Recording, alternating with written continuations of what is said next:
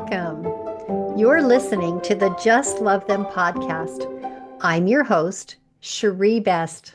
Join me on a journey to find peace with those we love who have left their faith.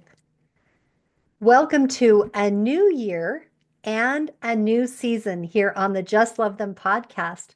This is season 2, episode 1. We've been on the air for a year now. Very exciting. Here's a testimonial from Britt B. She says, the podcasts are so good. I love all the thoughts, experiences, and insights from her guests. Thank you so much, Britt. Today we are talking about apologizing. Here on the Just Love Them podcast, we are all about healing relationships with our loved ones, with our maker, and even with ourselves. And a big part of healing relationships is apologizing. We all make mistakes. It's just part of life. And so we all have things to apologize for at times. Apologies heal wounds. Have you ever apologized to someone and it was not accepted? Have you ever had someone apologize to you and you just didn't believe that they were really sorry? We've probably all had both of those experiences. There's a difference between the abusive mother who never seemed to apologize or didn't know how to apologize, and her children who grew up with a lack of compassion for their mother because of their lack of validation. Children who stayed stuck in victim mode and continued to horribilize their parents. There's a difference between that and the abusive mother who learned to apologize and earned the compassion of her children by validating their negative experiences and apologizing for her actions, allowing her children the opportunity to be healed from their victimhood. Ephesians 4:32 says, "Be kind to one another, tender-hearted, forgiving one another, as God in Christ forgave you." Now, none of us are always kind, none of us are always tenderhearted, and none of us are always forgiving. But that's what we're striving to be. And when we can apologize, we help heal not only ourselves, but the person that we've offended. Gary Chapman and Jennifer Thomas are the originators of what I'm going to share with you today, originating from their book, The 5 Apology Languages. Now, you might be familiar with the 5 love languages. I just assume that everybody on the planet has heard of the 5 love languages and knows what their love language is. This may or may not be true. If you are not familiar with the 5 love languages, I highly encourage you to get the book, The 5 Love Languages by Gary Chapman. It is life-changing in helping you understand yourself and helping you understand the people that you love. I'm not really going to go much into the 5 love languages today. I'm kind of going to breeze over it, just really briefly describe it. But if for some reason you are not familiar with the 5 love languages and you would like to hear a podcast episode about the 5 love languages, just drop me a note on either the Facebook group or at cheriebest.com. There's a place where you can leave a message. I would be happy to do it. I just feel like everybody may already know it, and I could be completely off base on that. So as a little teeny review about love languages, Gary Chapman has identified 5 basic languages that say I love you to people more than others. And they are words of affirmation, acts of service, physical touch, gifts, and quality time. I will leave a link to this book in the show notes. Just like love languages, there are also languages of apology. And each of these apology languages has its own magic words that when they are said, the apology is easier to accept and reconciliation happens faster and better. This is why we would want to speak in someone's apology language. If we know what's going to help mend the relationship faster, if we know what's going to help them forgive us easier, we would absolutely want to use those words. Because again, we're all about healing our relationships. And not only with our loved ones who've left the faith, but with all our relationships. If we can use apology language in a way that helps the other person, then we can heal those relationships faster, better, and more effectively. And that's what we want to do. We want beautiful relationships. So here we go. 5 apology languages. Number 1, expressing regret. Magic words for expressing regret are I'm sorry.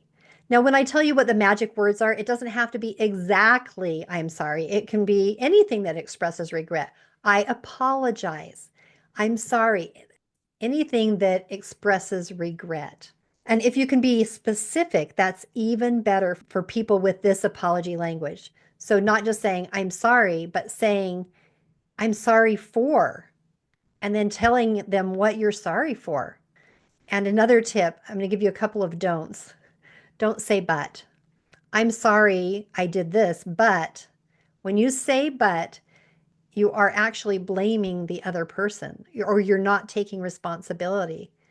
If you say, I'm sorry I'm late, but you weren't ready anyway, what you're doing is moving from apologizing to attacking and blaming, which never leads to reconciliation and forgiveness. So we don't say but, we just take responsibility for our part. I'm sorry for whatever I'm sorry for. And it has nothing to do with, there's no buts. I'm just sorry. Another one is don't say, I'm sorry that you did something. That's not even an apology. I'm sorry that you got your feelings hurt. I'm sorry that you took that wrong. That's not an apology at all. So you're saying you're sorry, but you're really blaming. You're really saying the other person has a problem. So when we are saying, I'm sorry, when we're using that apology language, we are really sincerely taking responsibility for our part, what we did, what we said. And my last don't for this one, don't expect the other person to say it back. Don't be saying you're sorry in hopes that the other person is then going to say what they're sorry for. Just own your stuff. If the other person feels the need to apologize, they will. But if they're being coerced to apologize, it's not going to be sincere and it's not going to actually heal the relationship. It's just going to make them feel resentful that they felt like they had to apologize because you did. This is about fixing what you did and nothing else. Now, my husband and I both happen to have the same apology language, which works out really well because I don't have to figure out what his apology language is, and he doesn't have to figure out what mine is. It's so easy to apologize to other people in our apology language, but what they need is for us to apologize to them in their apology language. So that may or may not be the same. I got really lucky because my husband's apology language is expressing regret, saying I'm sorry. And that's the same for me. So that's been really nice for us. And when we discovered that we had the same apology language, it just kind of made sense why we've always been able to reconcile pretty easily in that way. Apology language number 2 is called accepting responsibility. And the magic words for this, I was wrong. Sometimes it's really hard to say we're wrong. It can feel embarrassing or shameful to say we were wrong about something. But we are all wrong some of the time. We all make mistakes. Again, a couple of don'ts. Don't say, I was wrong to blah, blah, blah, but you did this. Again, that takes away the apology and moves it into an attack, which again never leads to reconciliation or forgiveness. So you're only going to say what you did that was wrong. You're not going to say anything about what the other person that did that was wrong, even though they did things wrong too. This is about you being sincere. This is about you coming clean. And when you do that, that's what leads to reconciliation. That's what leads to amends being made. So you're just going to say, I was wrong and what you were wrong for. Again, being more specific leads to a better apology, leads to quicker forgiveness from the other person and being able to reconcile. I was wrong for, and just say what you did and don't expect that the other person is going to do the same. This is about you making it right because you want to, because you are being sincere. And for those with this apology language, the most important part of the apology is acknowledging that one's behavior was wrong. When you're accepting responsibility, you want to say things like, I made a mistake. I was wrong. Will you forgive me? I know it was my fault. Things like that are the accepting responsibility magic words. Number 3, making restitution. Making restitution magic words sound like, how can I make it right? People with this apology language want things to be fixed. Saying, I'm sorry or I was wrong is great, but what they also need tacked onto that is, what can I do to make it right? Without an effort at making it right, the person with this apology language will question the sincerity of the apology. Even if you say, I'm so sorry, I was wrong, they are waiting, silently waiting for you to say tangible evidence of what you're going to do to make it right. To them, just saying, I'm sorry, is a cop out. They want action. They want you to fix the scratch in the car or replace the broken dish or go out and mow the lawn that you said you would mow yesterday. They want restitution. They want it fixed. They want you to say, how can I make it right? And then they want you to make it right. The fourth apology language is planned change. And the magic words for this are, I'll do it differently next time. People with this apology language want you to make a change. They want to hear, I'll try not to do this again, or I will do it better next time. And they want you to have a plan for improvement. They may even ask you what you're going to do differently next time. The important thing to remember is not to make hollow promises. It must be sincere. If you're going to make a change, it must be sincere or don't say it. It's okay to say, I'm not sure what I'm going to do differently next time. Let me think about it and get back to you. Or let me think about it. Let's come up with a compromise we both feel good about. Remember not to talk in absolutes. Don't use words like always and never. Please don't say, I'll never do that again. Because if you do, then the next time they're not going to believe you. You want to say things like, I will try never to do that again. I will work on that. And be sincere. If you're willing to make a change because you care about your relationship with this person, then make a plan. What's even better is if you go back to the person from time to time and update them on your progress. Remind them that you're working on it. Tell them what you're doing different. I don't know this for sure, but I secretly think that my husband's secondary apology language next to I'm sorry is this one of planned change.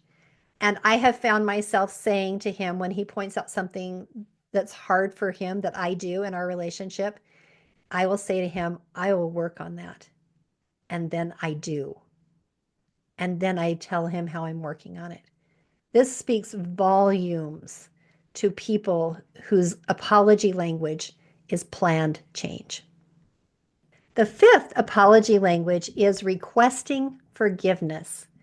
And the magic words for this are, can you forgive me? Gary Chapman describes that when an offense occurs, it creates a barrier between two people. Until that barrier is removed, the relationship cannot go forward. An apology is an attempt to remove the barrier. For people with this apology language, being asked if they will forgive you is a peace offering. You offer it, and they can choose to accept it. Asking for forgiveness is an admission of guilt, regardless of whether it was intentional or unintentional. You did something wrong, even if like you bumped into somebody, and you say, oh, I'm sorry, can you please forgive me? It might not have been intentional, but you still are requesting forgiveness. It shows that you know that you have responsibility and that you would like to heal the relationship, that you are taking a step toward them. Your request for forgiveness gives them the opportunity to take a step back toward you as well. So things like, please forgive me, or I hope you will forgive me. And again, being more specific is even better. Will you please forgive me for, and then describe what it is. Using the other apology languages in connection is great. You've just got to make sure that in your apology somewhere, you get the magic words for their apology language in there. For this apology language, requesting forgiveness, you have to realize that you're putting the relationship into their hands. You're giving them the choice whether to forgive you or not, and that it might take time. Sometimes forgiveness can come immediately. Sometimes it takes more time.